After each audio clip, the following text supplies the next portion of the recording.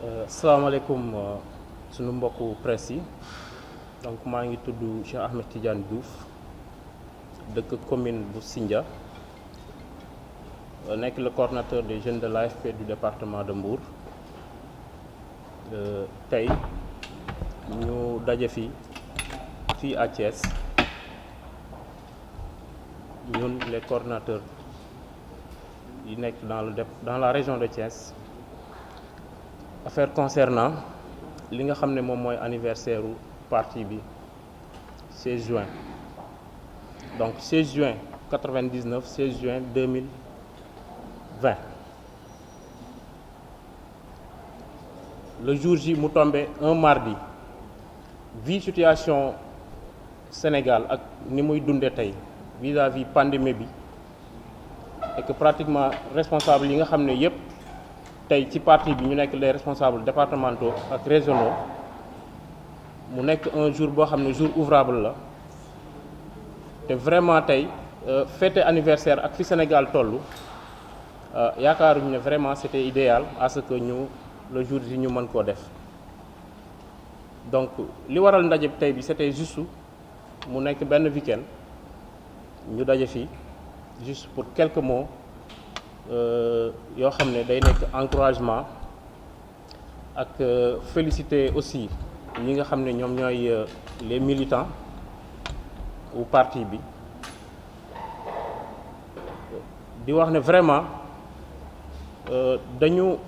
am contenté wu le président secrétaire général le président Moustapha Niasse bi mu amee xalaatu woote le 16 juin 99 bi mu toogee xool Sénégal xam ne kat moom mi dafa am loo xam ne ci expérience am war na mën a woote ci expérience am jariñ Sénégal ñu di ko féliciter ci loolu bu baax a baax tey te amuñu benn regret nag tey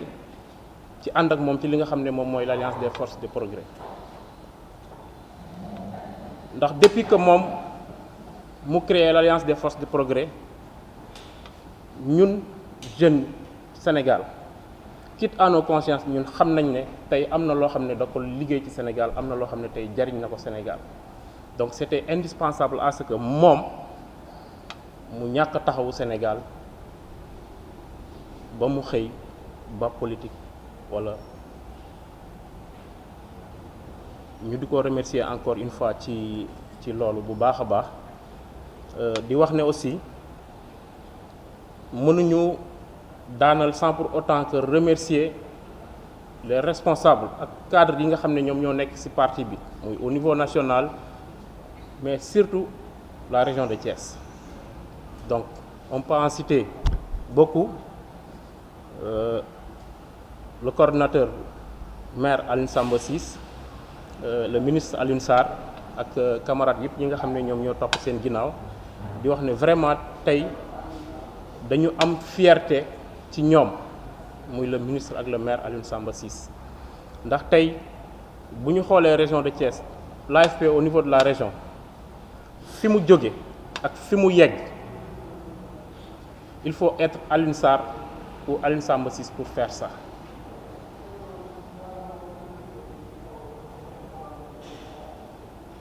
damay wax ni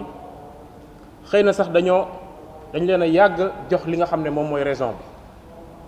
amaana sax bu ñu leen teeloon jox li nga xam ne moom mooy région bi kon tey AFP fi mu toll ci région de Thiès mën na ko dépasser largement muy ci massification muy ci liggéey muy ci yëpp donc vraiment ñi ngi leen di remercier bu baax a baax muy le maire Alioune Samba Ciss coordinateur régional ak le ministre Alioune Sarr vraiment ci taxawaay bi nga xam ne am nañ ko ci parti bi au niveau de la région itam au niveau national.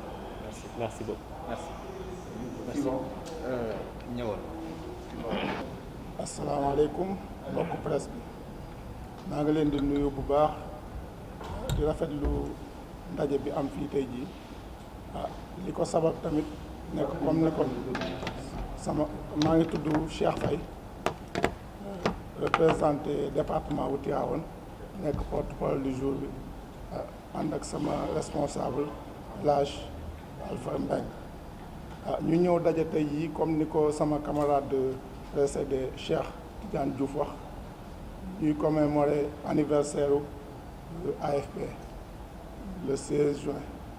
comme ni mu ko waxee woon mu tombé ak jour boo xam ni du woon week-end ñu ne jàpp nañ ni buñ ko defee week-end ñu mën ci daje waxtaan ak mbokk yi nga xam te ji ñoom lañu yàgg ànd di cheminer ci parti bi depuis 99 di wax ni tey jii département bu Tivaouane nga xam ne moo tax ñu teew fii depuis 99 ba tey jii responsable yi ñu ngi jàpp te ci AFP di sant aussi bu baax notre camarade secrétaire général monsieur Moustapha Niass ci déclaration ba mu ko defee ba tey jii fa mu jàppoon la mu waxoon ba tey jii foofu la nekk responsable yi nga xam tamit ñoo nekk fii au niveau régional ñoom it fañ jàppoon ba tey jii fa lañ nekk ñu cité ci le ministre Alioune Sarr nga xam tey jii ñun bu ñu amee courage nekk ay jeunes di jàpp ci parti ba tey jii bokk na ci ki nga xam ni tey jii moom moo ñu dooleel le responsable régional maire de Diass muy Aliou Samba Ciss moom aussi muy koo xam ne tey jii vraiment liggéey bi mu def ci parti bi ñun au niveau de la région de Thiès ñun ñëpp rafetlu nañ ko ci gis nañ ni vraiment tey jii jàppale nañu AFP au niveau de la région de Thiès ci ñuy dolli rek mooy tey jii ñun di wax ni tey jii massifier parti bi mooy li nga xam tey jii moo tax a jóg tey jii yaatal kàddu yi waxtaan ak mbokk yi nga xam tey jii démb ba tey ñi ngi jàpp ci parti bi di liggéey di kontaan bu baax tamit di kontaan bu baax di sant ñëpp di leen gërëm pour bañ a guddal rek wax dëgg yàlla. kon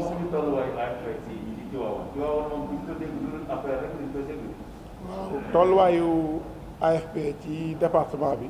comme ni ma ko waxee sànq ci réunion bi rek ma ne leen AFP il se porte très bien dans le département de Tivaouane certes amoon na tuuti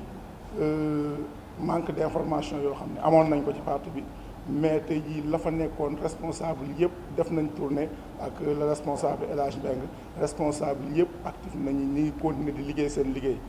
li ñu fi wax sànq rek mooy yaatal ak massifier parti bi fi mu toll nii fi lañ toll te ñu ngi ciy dem à merveille wax dëgg yàlla parti bi ñu ngi dox foofu. 18 communes département Tivaouane amul benn bu AFP jiite ngeen ne le parti se porte à merveille. 18 communes amul benn département benn commune bu mu fa jiite.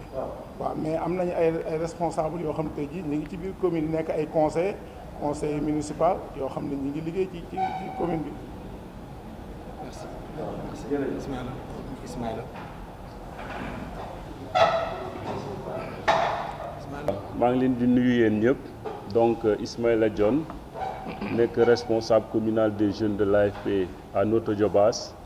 nekk premier adjoint au responsable départemental des jeunes de Thiès par ailleurs conseiller départemental aussi à Thiès donc comme ni ko sama camarade yi waxee tey dañu ñëw fii dans la ville de Thiès nga xam ne mooy chef-lieu en tout cas de la région pour ñu réunir ñetti département yëpp yi nga xam ne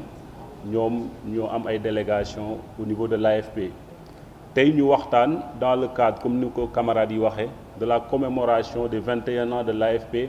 nga xam ne depuis le 16 juin 1999 le camarade secrétaire général Moustapha Niass avait fait l'appel du 16 juin qu'il avait bien dénommé J'ai choisi l'espoir et 21 ans après on voit que l'AFP, ou en tout cas cet appel du camarade secrétaire général Moustapha Niass, a bien retenti dans le cœur des Sénégalais. Parce que tout simplement, 21 ans après, aujourd'hui l'AFP est la deuxième, en tout cas, personnalité de l'État à travers son secrétaire général, qui représente le peuple, parce que ce n'est pas anodin, le fait que l'AFP occupe depuis, en tout cas, 2 législatures, n'est-ce pas, la présidence de l'Assemblée nationale, ça montre encore une fois que l'AFP a toujours été aux côtés des populations sénégalaises. Et comme je l'ai dit, depuis le 16 juin, beaucoup de choses se sont passées, mais l'AFP est resté debout. Et aujourd'hui, comme je l'ai dit, que ce soit le travail que l'AFP abat à travers notre camarade ministre Alioune Sarr dans le gouvernement, ou bien le travail qu'il abat à travers les communes qu'il contrôle dans les différentes en tout cas communes du Sénégal, je pense que là, l'AFP vit et l'AFP continue, en tout cas sur la lancée, sur son chemin tracé depuis 2016. Beaucoup d'événements se sont passés, comme je l'ai dit, et récemment. il y a des gens qui se réclament de l'AFP aussi, qui ont choisi le mois qu'on appelle le mois de l'AFP, parce que c'est en juin que l'AFP a vu le jour, qui ont choisi ce mois pour attaquer l'AFP et dire que dans la région de Thiès, ou en tout cas à travers certains responsables, l'AFP ne vit pas, ou en tout cas profère des attaques. Mais je pense, comme on l'a dit ici, à l'unanimité, ça c'est un épiphénomène. L'AFP ou les militants de l'AFP ne sont pas là pour répondre à des gens qui sont déjà démasqués, qui avaient un plan initialement avorté, qui est aujourd'hui déniché. Aujourd'hui, on ne peut pas quand même être là à perdre notre temps à répondre des gens qui sont, comme je l'ai dit, déjà démasqués. Parce que tout simplement, ils ne sont pas de l'AFP. Ils ne sont pas de l'AFP parce que tout simplement, être de l'AFP, c'est défendre les intérêts de l'AFP, mais pas défendre vos intérêts à vous. Donc je pense que c'est un peu ça. Et encore une fois, toute la jeunesse s'est mobilisée pour en tout cas constituer un bouclier autour de nos responsables. D'abord le coordonnateur régional Aliou Samba Ciss, mais aussi les autres responsables comme le camarade ministre Alioune Sarr et aujourd'hui nos autres aînés qui sont là depuis le congrès de 2011, parce que vous verrez que 9 ans après, c'est vrai qu'il y a aujourd'hui même ceux qui vont en tout cas quitter l'instant jeune, mais encore une fois, comme AFP est un parti légaliste, nous conservons ce bureau et c'est ce bureau-là qui s'est réuni aujourd'hui. Donc encore une fois, l'AFP est là, l'AFP est debout, mobilisé pour l'intérêt exclusif des populations sénégalaises et en particulier thiessoises. Monsieur Diop, ceux-là qui s'attaquent à l'AFP ou bien qui déplorent cette léthargie sont bien représentés dans les instances de l'AFP dans la commune de Thiès, je ne veux pas les nommer. Pourquoi vous dites qu'ils ne font plus partie de l'AFP? Bon, je pense que c'est une manière de dire qu'aujourd'hui, si je suis dans un parti et que de l'intérieur, je combats ce parti, par principe, sur la ligne tracée par ce parti, tu t'auto-exclus. Je pense que là, quand même, c'est comme ça qu'on l'a interprété, parce qu'aujourd'hui, l'AFP a ses instances, comme vous l'avez dit. Si j'ai des choses destinées aux membres ou en tout cas aux camarades de l'AFP, il y a des instances où les dire, mais pas porter presse pour dire en tout cas tout ce qu'on veut sur les responsables de l'AFP. Et je pense que c'est dans ce sens qu'on a dit cela, mais l'AFP est encore là, en tout cas qui est prête en tout cas à accueillir tous les en tout cas citoyens sénégalais et en particulier ceux qui étaient là, avec qui bon, il y avait peut-être une certaine léthargie dans leur zone qui faisait que quand même aujourd'hui beaucoup de gens avaient gelé leurs activités. Et la lancée que nous avons prise aujourd'hui, c'est quand même d'aller un peu les remobiliser, d'aller les rendre visite afin quand même de redynamiser le parti dans la région et dans ces 3 départements. Redynamiser suppose que donc il y a léthargie. Je pense que c'est à l'image même, en tout cas, de beaucoup de partis politiques. Aujourd'hui, nous sommes dans un contexte très particulier. L'AFP est membre d'une coalition en tout cas dans laquelle elle occupe des responsabilités. Je pense que cela n'a pas entaché la masse de l'AFP, mais comme je l'ai dit encore une fois, on observe cela dans beaucoup de partis du Sénégal. Et aujourd'hui aussi, au niveau de l'AFP, si on a un plan d'action aujourd'hui pour aller remobiliser les troupes, ça veut dire qu'effectivement, quelque part, il y a à refaire. Mais encore une fois, cela ne veut pas dire que les responsables de l'AFP qui devraient travailler à rétablir en tout cas ces manquements devraient aujourd'hui s'attaquer au parti dans la presse. De l'AFP dans la région de Thiès et minimiser occulter. Ça, c'est... Pourquoi vous faites jamais allusion au maire Baïdon? Ah non, oui. Merci beaucoup. Moi, je pense que déjà, il faut comprendre une chose. Je l'ai dit, l'AFP est organisée à travers des instances. L'instance régionale de l'AFP aujourd'hui est dirigée par le camarade maire Aliou Samba Ciss. Si aujourd'hui, un maire qui est en tout cas de l'AFP dans le département de Thiès, qui n'est pas le responsable départemental, souvent c'est juste ça qui fait que souvent on ne parle pas de ça, parce que quand on prend le camarade ministre Alioune Sarr, il est le responsable de la délégation départementale, n'est-ce pas, de Thiès. C'est juste pour cela. C'est-à-dire nous, on parle des responsables, mais je pense, comme vous l'avez dit, tous les camarades qui aujourd'hui ont des responsabilités au niveau de la base et qui abattent un excellent travail, l'AFP est encore là pour vulgariser cela, pour magnifier cela, parce que tout rentre dans le sens en tout cas de renforcer le parti. Bathie Ciss, lui, il est le premier adjoint au maire de Thiénaba. Nous avons aussi d'autres gens qui ont des responsabilités au niveau local et tout ce travail-là, l'AFP en tout cas travaille à le vulgariser mais aussi à le magnifier. Mais président, En vérité, Bayon est le patron de la quête à la région. Non. Non, c'est un coup d'état. Vous avez orchestré ici. Bon, On reviendra sur ça. Voilà, je pense qu'on reviendra peut-être sur ça avec notre camarade Badji. Mais ce que je voudrais dire, c'est que l'AFP en interne ne se crée pas. C'est-à-dire qu'il n'y a pas de clivage. L'AFP est une famille, mais aujourd'hui, s'il y a maintenant un responsable qui était là à travers, en tout cas, des camarades qui avaient quitté en un moment, c'est-à-dire c'est pas de succession. Moi, je suis le responsable adjoint. Si le titulaire n'est pas là, c'est moi qui suis là. Et je pense que c'est juste ce qui a prévalu avec le maire de Diass, Aliou Samba Ciss, qui assure aujourd'hui la coordination régionale de l'AFP parce que tout simplement, il y avait en tout cas à combler et le parti est structuré. Après un titulaire, c'est un adjoint parce qu'il y a 4 en tout cas adjoints au niveau de la région et au niveau de toutes les délégations. Donc je pense que c'est juste ce qui a prévalu. Mais encore une fois, l'AFP ne peut pas être là à écarter de manière délibérée des responsables parce que nous, on cherche en tout cas à attirer des militants. Donc c'est pourquoi, comme je l'ai dit, l'AFP est une grande famille, une famille qui vit et aujourd'hui nous appelons tout le monde à travailler dans l'intérêt exclusif de l'AFP. Est-ce que vous dites à la main tendue des autres, Electine, Manika ou Matassi entre eux? Oui. L'appel vient de Thiès, hein? Vous savez, l'appel du 16 juin du président Moustapha Niasse a retenti dans le cœur de milliers de Sénégalais, que ce soit des Sénégalais d'ici ou de la diaspora. Donc aujourd'hui, cet appel qui est encore d'actualité, parce que 21 ans après, on s'est rendu compte que l'AFP est resté fidèle à ses principes, à ses valeurs. Donc tous ces gens-là, qui par incompréhension, qui étaient là et qui ont en tout cas gelé ou bien qui sont de l'autre côté, effectivement, on souscrit à cet appel, en tout cas du 16 juin, parce que comme je l'ai dit, c'est un appel. On appelle à tous les Sénégalais, à plus forte raison, des gens avec qui on a bâti ensemble. Donc je pense que c'est ça, on ne personnalise pas, mais on appelle tout le monde. L'AFP est là pour accueillir tout le monde. Et comme le dit notre camarade secrétaire général Moustapha Niasse, l'AFP est une locomotive. À chaque arrêt, il y a des gens qui montent, mais aussi il y a des gens qui descendent. Et c'est ainsi va la vie. Merci. Merci, Ismaël. Merci. Je pense que je vais avoir la partie la plus facile. Oui, oui. N'oublie pas, Antoine, le truc que je t'avais dit tantôt, le président, il veut rien comme ça, ça c'est Non, t'inquiète. juste vu un peu la... T'inquiète. Après, vous récoltez les dividendes. Oui. Hein?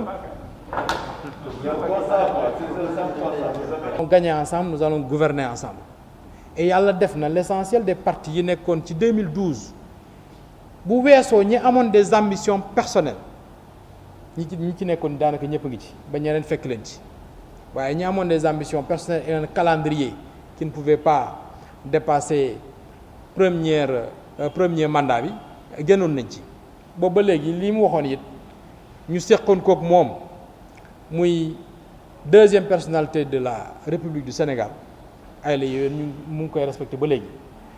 AFP nag ay gor lañu lu ñu wax di dellu ginnaaw te bu ñu jëlee engagement ci la ñuy nekk ci la ñuy des yàlla dogal na ñu jël engagement ak le président Macky Sall dans le cadre de la coalition Benno Bokk Yaakaar gisaguñu lu war a mën a tax ñu tekki engagement boobu kon ñu ngi ci loolu ba léegi donc ju koy jaajëfal ci taxawaay yi mu am Moustapha Niasse te waroon na mën a noppalu nag ndax yeyoo na ko ndax def na ci réew mi lu ne liggéey na fi lu ne waroon na mën a noppalu ci Sénégal ak ci international mais mu continuer li ñuy wax ni mën naa bàyyi cim réew di jàngale je pense que Amadou Hampâté Bâ am na lu jéggi dayo lu mu ci wax di continuer di jàngale di continuer di wane yoon di continuer di tegtale di continuer di nàmpal njabootam di leen teg ci yoon ba ëllëg bis bu yàlla dogalee mu jóge ci bopp parti bi ñi nga xamante ni ñoom ñoo koy remplacer dinañ jàng suffisamment am suffisamment d'expérience à côté de lui ba man àggale ambition bi nga xamante ni amoon na ko pour le Sénégal. L'AFP n'a pas renoncé à son ambition de diriger un jour le Sénégal. AFP li mu bëgg jiite Sénégal bis deltoogu ci ginnaaw te yaakaaruma dina ci deltu ginnaaw kon loolu dafay leer maintenant nag wala fi dañuy wax ndànk-ndànk moo gën yuréet kon ñun ci ndànk-ndànk bi lañ koy doxalee bu loolu weesoo ñuy sant di gërëm ñi nga xamante ni ñoom lañ ñu booleel fii ci région bi ñuy liggéeyandoog ñoom fii ci région bi mu ku mel ni le coordonnateur régional Alioune Samba Ciss bi nga xamante ni tey yàlla dogal def na moom moo nekk ci bopp région bi ci liggéey bu rafet bi muy def di ko def Diass di ko def Mbour di ko def ci région bi di dox tànki jàmm nag yor pusoom di ñaw ñu ngi koy sant di ko gërëm Diass mairie Diass je pense que mooy maire yi nga xamante ni ñoo gën a am longévité ci dans l'escarcelle de l'AFP parce que Alassane boobu moom nee na day dóoraat je pense que depuis 2003 AFP mooy jiite mairie Diass ñu ci def liggéey bu mëcc ayib te xam nañ Diass mairie bi enjeu bi mu am ku fi nekk jaar na fi bëgg koo yor bu ñu jógee ci Alassane si ñu remercier aussi notre camarade ministre Alioune Sarr bi nga xamante ni moom mooy le seul représentant de l'AFP au niveau du gouvernement depuis 2013 di ko féliciter ci liggéey bi nga xamante ni moom moo koy def et je pense que dans les annales de l'histoire du Sénégal moom mooy ministre bi gën a yàgg au niveau du ministère du commerce moi je suis spécialisé en commerce international maa ngi liggéey ak ministère du commerce depuis 2004 2003 bu ma paree suma maîtrise laay liggéey ak ministère du commerce depuis 2004 donc je connais bien ce ministère avant que Alioune Sarr dafa ñëw li mu fa liggéey amul ses prédécesseurs kenn ku ko fa def je le dis haut et fort voilà léegi maa ngi ñëw ci loolu maa ngi ñëw ci loolu déedéet waxaguma xam nga nit boo nekkee dinaa ci ñëw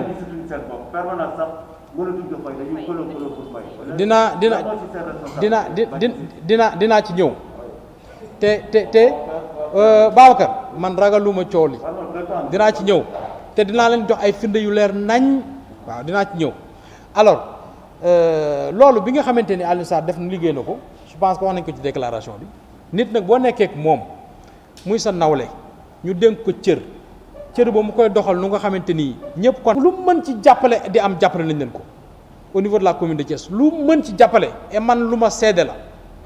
lu mën ci jàppale au niveau de la commune au niveau du ministère lu mën ci jàppale commune responsable commune Thiès jàppale nañ leen ko waaye nag du ñu ñëw di leen utal ay militants man Thiès laa jàngee fii laa dëkk sama kër papa ngi fii Mbour 1 Djibril Diaw gii laa jàngee am nañ fay nit am nañ fa ay mbokk di waxtaan ak ñoom waaye milité wuñ fi man nag du ma jóge Thiénaba ñëw di animer waa Thiès seen communes yi ñi nekk ci communes yi nañ ko animer Thiès les responsables ne s'entendent pas au niveau de la commune ñi en tout cas ñi yoroon domba tànk yi ba mënuñoo liggéey alors kon loolu bu amee il faut que nañu commencer ci loolu Thiénaba bu fekkee y a des militants qui sont pas contents c'est moi je suis le responsable maa war a waxtaan ak militants yooyu kontaan animé ku nekk nag na nga doy noonu ngay politiquer bu fekkee ñu nekk Thiès am na ñu politique nañu politiquer nañu doy mais su fekkee ils attendent toujours que Alassane Ciss wala Alioune Sarr wala Moustapha Niasse jox leen xaalis pour que ñu politique loolu mënta nekk l'AFP n'est pas une banque pour donner de l'argent à tout va. il faut que responsable ñu xam ko. parce que responsabilité yi dañ ko jël jox ko waa département ak région ba commune bi nga xam ne mooy Thiès mooy chef-lieu de région Thiès. responsabilité politique loolu day mënuma cee d'accord. Yaya Ly et haut conseillère et de la commune de Thiès ba ñu waree tànn responsable haut conseiller maa nga woon ca réunion ba c'est dans un bureau d'un ministre de la région de Thiès fa lañ defee réunion ba fa lañ tànne responsable yi nga xam ne ñoo war a nekk haut conseiller parce que man lu may wax dama ci am firnde lu ma amul firnde du ma ko wax j'étais à la réunion bi ñu tànnee ñu ne commune ñu ne département de Thiès AFP am ngeen poste haut conseiller ñu ne département bi am nañ cër nañ ko jox commune bi wax nag day leer soo bëggee attaquer nit mën nga ko attaquer mais il faut être honnête c'est ça la vérité et c'est une vérité que tout le monde peut vérifier c'est une vérité que tout le monde peut vérifier maintenant su fekkee responsable au niveau de la commune de Thiès jubóowuñu loolu ñoom seen problème la Alioune Sarr mu ngi leen dimbali tous les responsables je les ai vus tout le monde ñëw waxtaan ak Alioune Sarr nekk damaa bëgg a def lii Alioune Sarr génne li mu am li mu leen yéen def leen lii jox leen ay conseils commune yëpp muy Thiès Nord muy Thiès Ouest muy Thiès Est tout le monde yàlla dafa dogal nag moi j'étais conseiller technique de Alioune Sarr pendant 4 ans dans son cabinet je le c'était 2 dans son cabinet toutes les audiences politiques yu mu doon def man dama doon ñëw toog responsable yi wax yépp am na loo xam te ne duñ fa àgg parce que ak lu mënti xew c'est des camarades qui sont dans le parti si ñu amee ay difficultés dans le parti la meilleure des choses mooy ñu ñëw waxtaane ko dans le parti. Maintenant nag ñi nga xamante ni demoon nañu il faut le dire et le dire clairement ñun dofuñu duñu ay naxandum ñi nga xam ne jógoon nañu AFP dem bu ñu bëggee ñëwaat nañ topp ci ginnaaw ñu fi fekk ça la réalité parce que tu ne peux pas déserter la place nga ne léegi dem naa mais nañ ma téyel place su ma ñëwee toog fa ma toogoon xanaa ñi fi bàyyi tekkuñ dara ñoom c'est ça la réalité aussi la politique de la chaise vide n'a jamais porté de fruits et loolu moo xew au niveau ñiy coow ñëpp ñiy wax ñëpp je les connais personnellement parce qu'on était ensemble depuis longtemps on était ensemble lors des renouvellements ici à Thiès loolu yàggul bi ñuy renouveler parti fii Thiès ñun ñu ngi fi woon bu ñuy renouveler parti bi 2011 maison des jeunes fii Thiès ñun ñu ngi fi woon bu ñuy dem congrès di fal responsable au niveau de Dakar ñun ñu ngi fi woon moi je dirigeais la délégation des jeunes bu ñuy fal responsable au niveau de Thiès au CICES bu ñuy valider le bureau national ak les bureaux régionaux li fi xew yëpp xaw AFP militants yi fa nekk ci AFP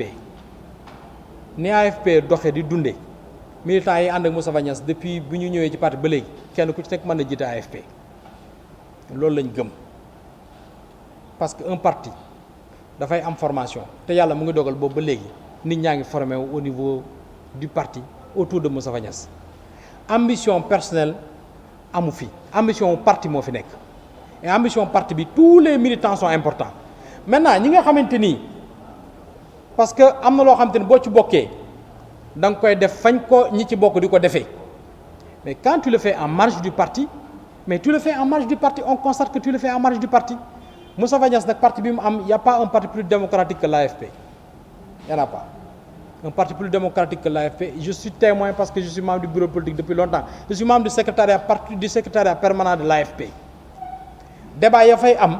c'est vrai on peut pas sortir pour wax ne di wax na lii ci di wax na lii ci réunion bi di wax na ci di wax na ci réunion bu ñu paree réunion nag la démocratie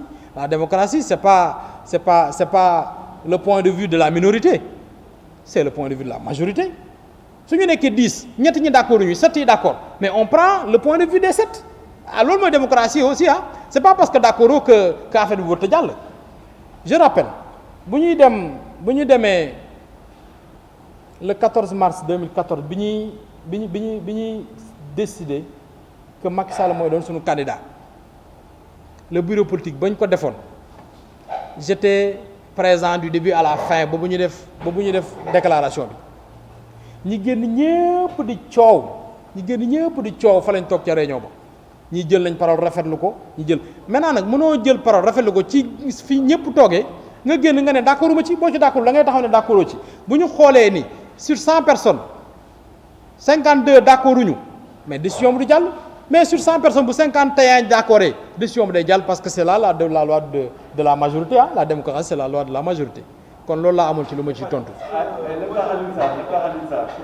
Alioune Sarr c'est un militant de l'AFP engagé auprès du secrétaire général Moustapha Niasse. Il est le responsable des cadres depuis très longtemps. Alors mu ngi ci parti bi mu ngi ci wetu Moustapha Niasse deewagul bañ koy donn Moustapha Niasse quittéegul la tête du parti bañ koy donn Moustapha Niasse est encore le secrétaire général du parti qu'on appelle AFP. Alioune Sarr nag ñun mooy suñu responsable au niveau de Thiès de la région ñun moom lañ xam moom la ñuy liggéeyandool derrière Moustapha Niasse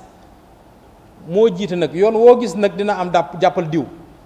moom moo nekk ci kanam ñuy liggéey ak moom gis liggéey bu muccee bu muy def te du ñun dong soo demee dans le département de Kolda on a fait une tournée de 3 jours dans le département de Kolda jusqu'à 1h du matin man ak moom boo demee dans le département de Kédougou la même chose nga dem dans le Sédhiou ñu fekk fa sunu camarade Idriss loolu c'est un autre débat d'accord loolu Babacar loolu du ma ci tontu fi mu toll nii léegi li may wax ci question Ibrahima bi bii ci guddi on a informé pour dire que dañuy dem ci permanence parti bi parce que ce que je dis aussi man lu may wax dama ci am preuve dañuy dem ci permanence parti bi def fa réunion le permanent man dama yóbbante ne les responsables de la commune de Thiès woo leen permanent parti bi ñu informé comme il est de coutume bu ñu fay def réunion par permanence du permanence commune du permanence département permanence région bi la ñu nee ñu les conditions yi nekk permanence ne permettent pas de tenir une réunion parce que permanence ba dafa am ay problème de logistique pour être clair dafa am problème de logistique loolu la ñu wax je vais vérifier moi-même bu ma jógee fii pas question de logistique que mënuñu fa def réunion loolu la ñuy wax bii ci guddi bi wax ni permanence bi on a envoyé toutes les locations à un responsable de la commune de Thiès. On virait les locations dans son compte pour que mu koy fay. Et on a des preuves de ces virements parce que aussi ñun lu ñuy def lu ñuy wax dañ ciy am preuve maintenant nag nekkuñ fii pour di weerante je le dirai pas un responsable de la commune de Thiès on a fait des virements pour le montant du loyer chaque mois et bés bu ñu toogee entre ñun waa AFP ak responsable commune yooyu dinañ ne diw ci compte diw bis sangam viré nañ fa un montant de temps pour le loyer de la commune de Thiès maintenant nit boo ko dénkee mbir boo demee ba am lu ca lënt nga ne ko maa ngi fay ñëw mu ne la sëñ bi kat fii nga bëgg a ñëw kat mu ngi mel ni nga yor sa tool nga bëgg faa dem ñu ne la tool bi tey kat mënoo faa dem parce que lii ak lii da ngay defaraat da nga koy defaraat doog faa dem tool boo ko bëggee ji da nga koy defaraat doog faa dem il y a eu un problème d'entretien au niveau de la permanence loolu la ñu wax moo tax mënuñu fa dem defi ji kii waxuñu ñu leneen waa commune mosuñoo entretenir permanence bi je suis formel permanence bi les responsables de la région ñoo ko doon fay au premier chef Alioune Sarr ñoo koy fay ba tey bu fekkee nag on a envoyé de l'argent aux responsables de la commune de Thiès kuñ ko ci mënti envoyé bu fekkee da ngaa war a fayuloo wala ñoom seen divergence en interne tax na ñii di def lii loolu on va régler ça et nous allons rendre compte aux autorités de la région sur le plan politique que permanence bi xaalis bi y a eu des problèmes. que wuy ma AFP nag ak lu mënti xew am na loo xam te ne póotum biir néeg la dinañ ci waxtaan suñu biir surtout affaire xaalis dafa sensible póotum biir nañ ci waxtaan suñu biir bu fekkee am na ñoo xam te ne dañoo rafetluwul ni région bi di doxee wala ni commune bi doxee mais nañ ñëw ñu ne ñun région rafetlu wuñ ko parce que responsable yi ngay wax ñi doon ànd ak Alioune Sarr mu gisuma ci kenn ku ñëw ne Alioune Sarr man rafetlu sa doxalin gisuma ko sur le terrain xëy na nag peut-être que c'est des gens qui prennent dans plusieurs qui mangent dans plusieurs sauces qui sait le Benno Bokk Yaakaar est composé de coalitions c'est pas des partis ñoo composé Benno Bokk Yaakaar est composé de coalitions ci biir coalition yooyu sax dafa am problème Benno Siggi Sénégal mooy coalition ñun bi ñu yóbbu Benno Bokk Yaakaar LD nekkatu ci parce que coalition moo metti Macky 2012 bis bu ne ñu am problème coalition moo metti à plus forte raison une coalition de coalition il y a des difficultés maintenant nag li ñuy invité responsable mooy plus de générosité parce que terrain politique bi li fi nekk kenn ku nekk xaj nga ci responsable yi fi nekk kenn ku nekk xaj nga ci maintenant foo gis man kese la du ma ci xatal du ma ci dugal keneen ëllëg bisi dina ñëw di nga bëgg ku la jàppale di nga leen wooye ji parce que aussi il faut dire que coalition bi à certains endroits il y a des difficultés à certains endroits il y a des problèmes yoo xam te nit ñi ànduñu mais même ci biir parti yéen ñi ngi nii parti AFP am na ñoo xam ne d'accord ci ñi am na ñoo d'accord ci ñi à plus forte raison dans une coalition c'est dans l'ordre normal des choses qu'il y ait des gens qui soient d'accord et d'autres qui soient pas d'accord cela ne nous dérange pas maintenant ñun lu ñuy déranger militant bu nga xam te ne nekk na ci localité am war a liggéeyoo ngay attaquer responsable excusez-moi la répétition c'est pas responsable man su ma nekkee Thiénaba war faa liggéey li may liggéeyuma ko ma ne non Alioune Sarr liggéeyal département mais man est-ce que liggéey naa fi ma liggéey parce que c'est une somme de travail qui fait le travail du département dans la région ñi nga xam maire yi nga xam te ne am nañ leen fii depuis 2009 mais tëdduñu nelaw pour jël seen mairie Mbaye Dione n'a pas dormi sur laurier pour prendre sa mairie Alioune Sarr n'a pas dormi pour prendre sa mairie Alassane Ciss n'a pas dormi pour prendre la mairie et la garder et bi ñu koy jël c'était du temps où on était dans l'opposition man su ma bëggee jël mairie Thiénaba yaakaar ci Alioune Sarr du ma ko jël il faut qu'on soit clair si je veux être un responsable au niveau de Thiès commune bëgg nit ñëpp gis ma bëgg nit ñi ma siiw ak yooyu su fekkee ci Aliou Sall laa koy xaar du ma ko am. maintenant nag ñun ci terrain bi lañ nekk de dañuy politique. Il y a plusieurs responsables au niveau de Thiès qui soutiennent Alioune Sarr qui malheureusement ne sont pas encore dans le parti et ñu ngi leen di ñaan ñu ñëw adhéré ci parti bi parce que Alioune Sarr je pense que fi la joué nawetaan dëkk na Thiès am na lu mu mën Thiès mais milité wul Thiès. léegi nag si les gens de Thiès trouvent que Alioune Sarr dafa war a ñëw Thiès dimbali leen ak yooyu il faut que ñu nekk benn parce que aussi boo xamante ni boo fa ñëwee balaa réunion baa jeex nit ñi di xuloo ko xiiroo ko ŋaayoo. Moi, j'ai été à Thiès pour organiser plusieurs fois des préparations d'élections. Alors, l'AFP est organisée comme suit. La commune de Thiès, c'est une délégation communale, autonome. Alioune Sarr nekkul pas parce que avec sa casquette de département ne régente pas la commune. La commune avait une autonomie de gestion. C'est ça l'organisation de l'AFP. Les grandes villes qui sont chefs de commune dañuy am délégation comme délégation départementale au même titre que les délégations départementales noonu la ñu fay toogee. Maintenant nag si les textes du parti demandent à ce que ñu réorganiser ko y a des départements yoo xam ne amul loolu mais les grands départements le responsable de la commune du bokk ak le responsable du département et ils sont sur le même pied d'égalité. Donc c'est à ce titre que Hélène Tine, responsable de la commune de Thiès, délégation commune de Thiès, a été élue responsable de la région de Thiès. Parce que c'est les responsables de la délégation département, ñoom ñooy prétendre loolu. Alioune Sarr est au-dessus. Alioune Sarr est au-dessus de ces clivages. Aujourd'hui, vous voyez qu'il y a des nouveaux militants de l'AFP à Thiès qui n'étaient pas là lors du congrès. Maintenant l'AFP c'est un parti organisé mënoo jël ni militant boo xam te nekk fi woon faluñu ko woon avant le congrès nga jël ko teg ko ci ku ñuy safal ci kaw congrès bi. L'AFP c'est un parti organisé. Tidiane Ba n'était pas militant de l'AFP bu ñu jógee fii dañuy dem seeti ji notre camarade Mati Kogne Cissé qui est militant de l'AFP qui ne l'était pas ñooñu Alioune Sarr leen indi ci parti bi dañuy dem seeti ji Mara Wade qui n'est pas encore militant de l'AFP mais qui a un mouvement pour soutenir Alioune Sarr ici au niveau de au niveau de ADAS était du grand këram lañ jëm bu ñu paree ñu ngeen topp ñu dem këram léegi jëm léegi bu ñu jógee fii ADAS le mouvement ADAS qui est ici au niveau de Kër Mam El Hadj mais bokku ñoon ci parti bi aujourd'hui ñu ngi ñëw jàppale Alioune Sarr ci parti bi maintenant on attend le congrès pour renouveler les structures de la région de la commune de Thiès ñi nga xam ne liggéey ñu nekk ci boobu structure comme des bouchons on les enlève pour mettre d'autres gens qui travaillent terewul le travail de terrain yàlla dogal nag AFP ba mu juddóog léegi il fait partie des rares partis qui ont su organiser 2 fois des congrès pour renouveler toutes les structures je dis de la section jusqu'à la coordination régionale toutes les structures changer bureau politique toutes les structures changer le mouvement des jeunes changer le mouvement des femmes il n'y a pas de parti qui fait des congrès pour renouveler ces structures. L'AFP fait partie de ça. Waaw, moi je suis frappé par la limite d'âge. C'est pourquoi au prochain congrès, mon mandat sera mis en jeu. Moi j'ai remplacé Mbaye Dione et une autre personne va me remplacer. Merci. Ça c'est maintenant. Si vous permettez, je vais lire la déclaration liminaire, après je réponds à des questions s'il y a des interrogations. Alors je vais me présenter. Mon nom c'est Bathie Ciss.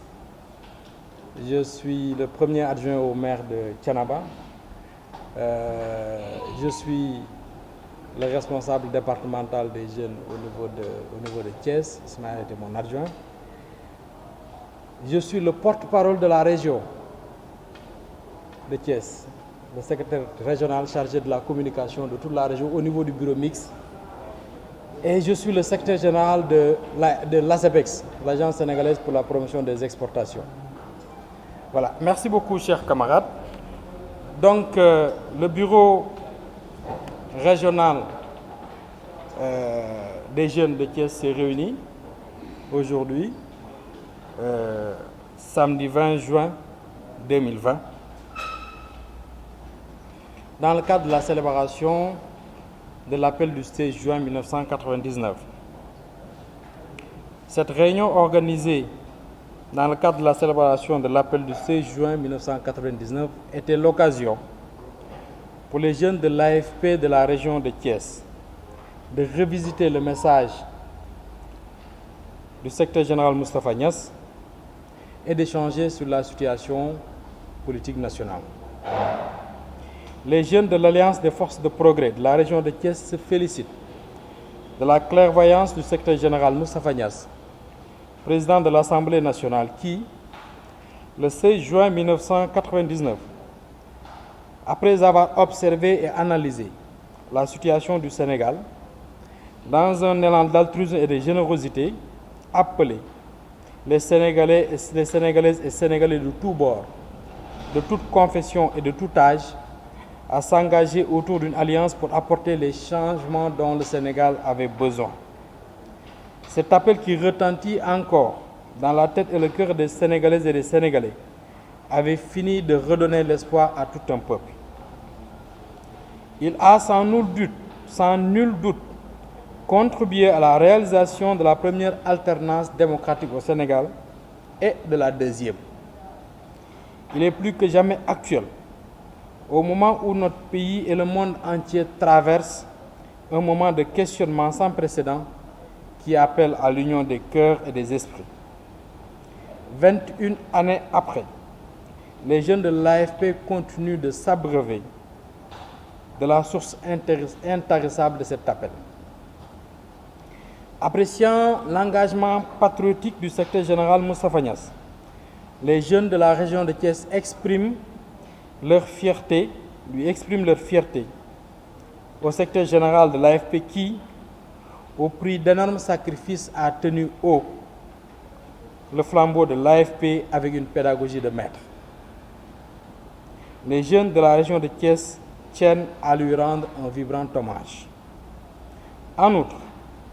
les jeunes de la région de Thiès réitèrent les remerciements et leurs félicitations au coordinateur régional de l'AFP à Thiès, en l'occurrence le maire de Diass, Alioune Samba Ciss, qui n'a ménagé aucun effort pour le rayonnement du parti.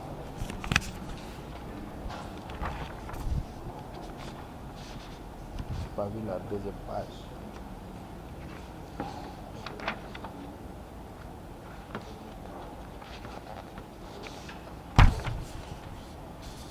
Dans le même sens, il félicite le ministre Alioune Sarr, maire de Notto Diobass, par ailleurs responsable de l'AFP au niveau du département de Thiès, pour les efforts inlassables qu'il ne cesse de déployer au niveau de la région et sur toute l'étendue du territoire national au profit du parti et plus particulièrement des jeunes du parti. Les jeunes de l'AFP tiennent par ailleurs à magnifier le travail qu'il accomplit avec brio et compétence, droiture et rigueur depuis plus de 7 ans dans le gouvernement du Sénégal sous le leadership du président de la République, son Excellence Macky Sall. Ces résultats au ministère du Commerce, dans plusieurs domaines, ont marqué les esprits de nos concitoyens, que ce soit sur la stabilisation des prix des denrées de première nécessité, de la baisse des prix du carburant, des prix du loyer, du fer à béton, de la maîtrise de la commercialisation de la production locale, comme l'oignon, la pomme de terre, l'arachide, entre autres. Aujourd'hui, tous les acteurs de l'anacarde leur remercient pour les décisions courageuses prises et mises en œuvre pour un accompagnement de cette filière qui connaît aujourd'hui un développement extraordinaire dans le domaine des exportations. De même, ces résultats au niveau du ministère du Tourisme et des Transports aériens sont tout aussi probants. Enfin, les jeunes de l'AFP remercient et félicitent l'ensemble des militants qui, depuis leur adhésion au parti, n'ont jamais été pris à défaut, ni dans leur engagement par rapport aux valeurs et idéaux du parti, ni dans le respect qu'ils vouent au secrétaire général et aux structures du parti. En ce moment de célébration de l'appel du 16 juin, les jeunes rappellent que l'AFP, durant ces 21 années d'existence, a connu des trahisons et des profanations par des forces encore tapies dans l'ombre, guettant la moindre occasion pour fomenter des coups. Mais c'est peine perdue, car ils sont attendus de pied ferme par les jeunes déterminés à défendre leur parti et leur leader. Pour exemple, cette semaine, des responsables fantômes de l'AFP au niveau de la commune de Thiès ont tenté par l'intermédiaire de l'esprit d'entacher le travail politique accompli par les militants et les militantes depuis plusieurs années. Des réponses à la mesure de leur forfait leur seront apportées le moment venu par la jeunesse thiessoise de l'AFP conformément à la discipline et au texte du parti. L'AFP demeure un parti de valeurs et de vertu,